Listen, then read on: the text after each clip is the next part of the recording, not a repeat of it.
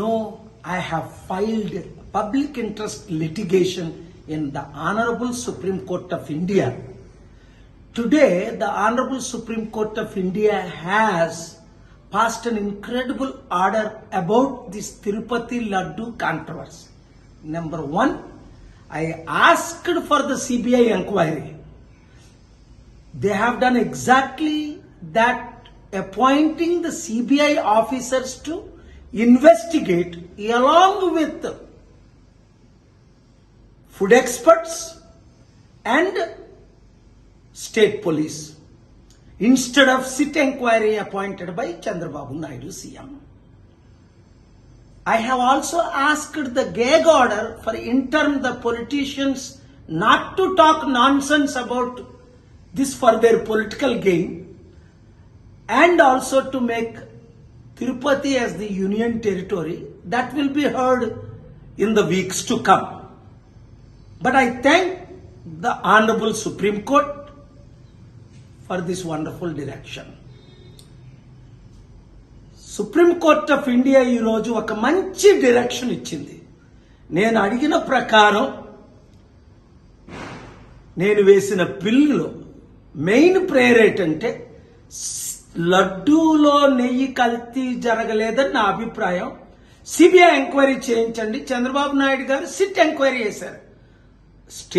State investigate చేయకూడదు, CBI enquiry చేయాలంటే అదే ఆర్డర్ ఈరోజు సుప్రీంకోర్టు సిబిఐ డైరెక్టర్స్ ని అపాయింట్ చేసి, సెంట్రల్ గవర్నమెంట్ ఫుడ్ ఎక్స్పర్ట్ ని అపాయింట్ చేసి, స్టేట్ పోలీస్ హెల్ప్ తో దీన్ని మీరు విచారణ జరిపించండి. కరెక్ట్, సత్యం బయటకు వస్తుంది.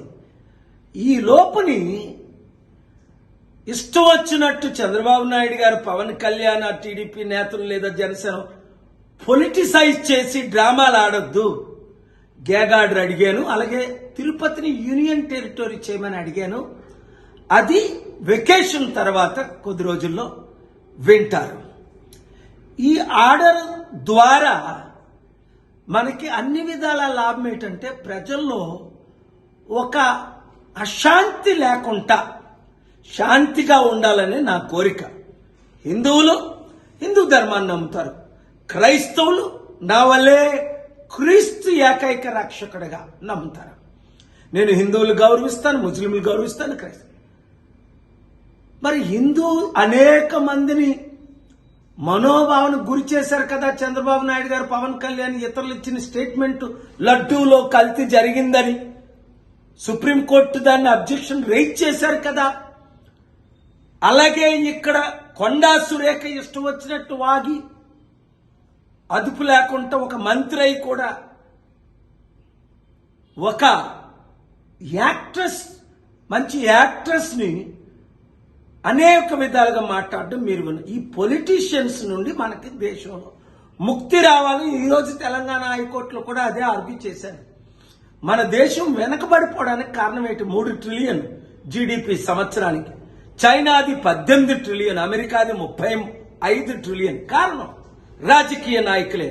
మార్పు రావాలి, ఆ మార్పు మనమే తేవాలి. 7569441275 గ్రూపులు పెట్టి స్పెషల్ స్టేటస్ ఆంధ్రాకి రావాలన్న, అక్కడ అభివృద్ధి జరగాల తెలంగాణ అన్నవారు అందరూ మీ నియోజకవర్గం మీ పేరు. Thank you very much. గ్రూపులు పెట్టండి, షేర్ చేయండి.